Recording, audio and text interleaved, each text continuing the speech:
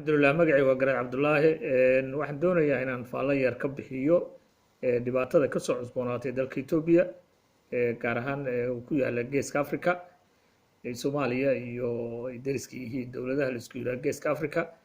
aad iyo aad aan idin salaamaya dhammaantiin reerta sharafta leh boggayga ku xiran Facebooka iyo dhammaan asxaabtayda friendskaba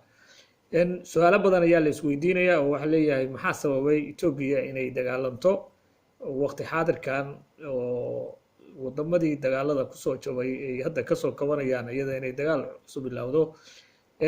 su'aalahaas badan su'aalo fara badan ayaa dadku isweydiinaya laakiin aniga bal haddaan isku dayo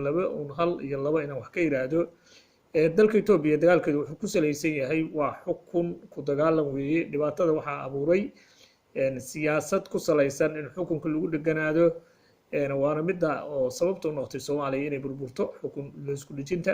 haddana Itoobiya ayay ka bilaabatay ama dagaalo ka socdaan iska horimaada oo dad badan ay ku naf waayeen hanti badan lagu burburiyay oo ku salaysan xukun la isku haysto oo ah minasana wayaan dhehne Abiy Ahmed oo hadda kororsaday muddo kororsaday xilli lagu talagalay doorashooyinka iyo qabto ka booday yiri coronavirus-ka dartiis ayaan xukunkii laba qabo karo doorasho xukunkii siyaasadeed adiga muddo ku darsaday dadka diidan oo isugu jira dad Itoobiyana oo kala gedisan hawo ugu sii badnaadeen dad la dilay dad xiran dad maaragtay hadda dagaal ay socdaan dhibaatooyinkaas oo dhanna wax sal ku hayaan waa xukun marka geeska Afrika waxaa la degay kaligi talisnimo iyo siyaasad xumo iyo